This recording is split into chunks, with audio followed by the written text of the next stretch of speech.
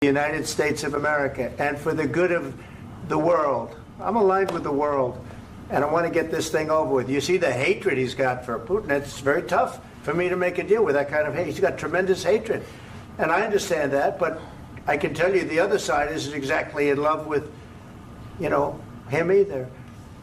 So it's not a question of alignment. I'm aligned with the world. I want to get the thing set. I'm aligned with Europe. I want to see if we can get this thing done. You want me to be tough? I could be tougher than any human being you've ever seen. I'd be so tough.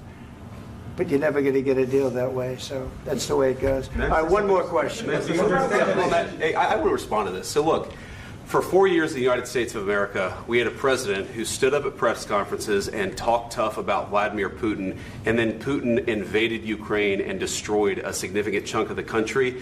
The path to peace and the path to prosperity is maybe engaging in diplomacy. We tried the pathway of Joe Biden of thumping our chest and pretending that the President of the United States' words mattered more than the President of the United States' actions. What makes America a good country is America engaging in diplomacy. That's what President Trump is doing. Can I ask you?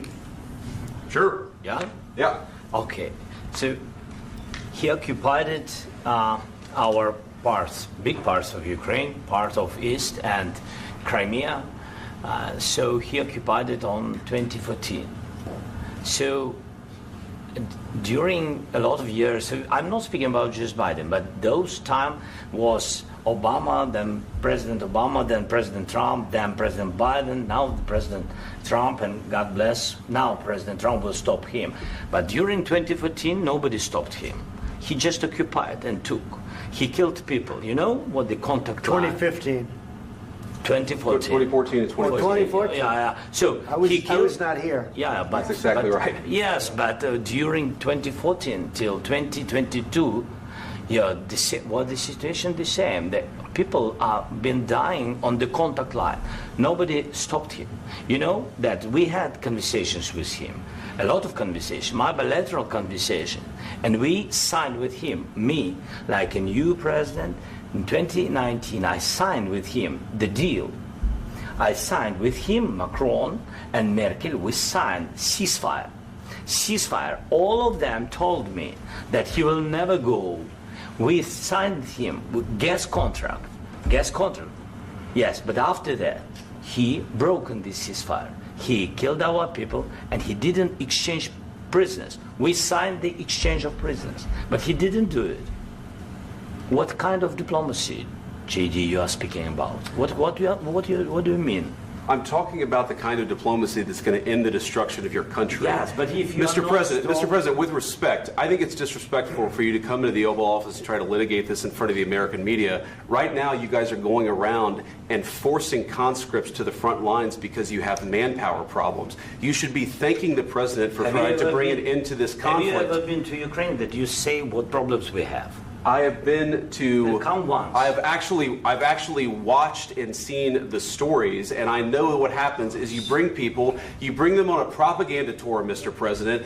Do you disagree that you've had problems bringing people into your military? And do you think that it's respectful to come to the Oval Office of the United States of America and attack the administration that is trying to prevent the destruction of your country? A lot of questions. Let's start from the beginning. Sure. First of all, during the war, everybody has problems, even you, but you have nice ocean and don't feel now, but you will feel it in the future.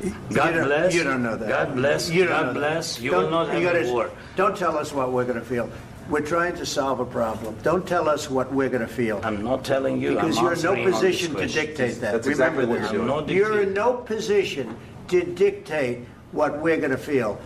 We're going to feel very good. You will feel influence. We're going to feel very good and very strong. You will feel influence. You're right now not in a very good position. You've allowed yourself to be in a very bad position, and he happens to be right about it. From the very beginning of the war. You're not in a good position. You don't have the cards right now.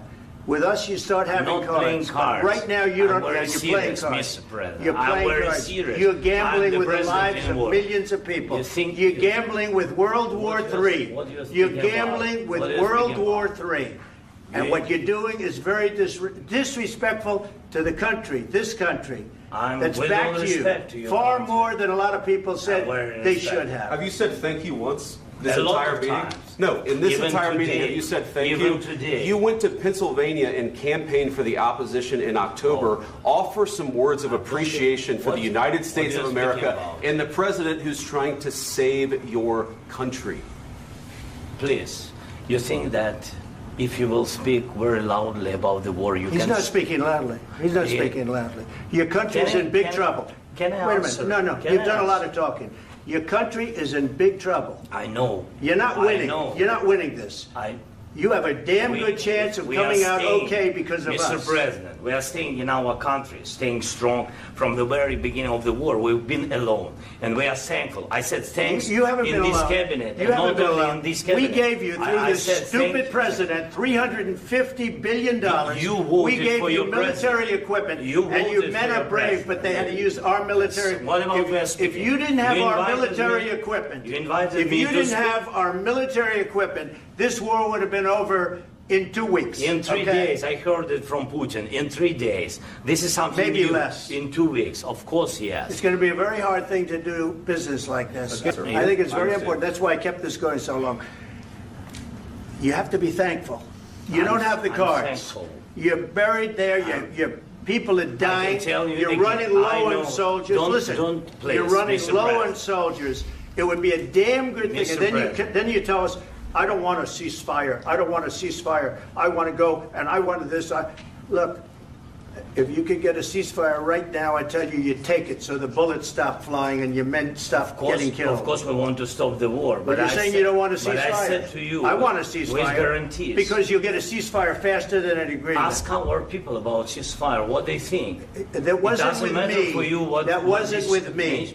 It That was wasn't with with you. a guy named Biden, who was not a smart person. This That is was your, with, this that was is with your Obama. president. It was your president. Excuse me. That was with Obama, who gave you sheets, and I gave you javelins. Yes. I gave you the javelins to take out all those tanks.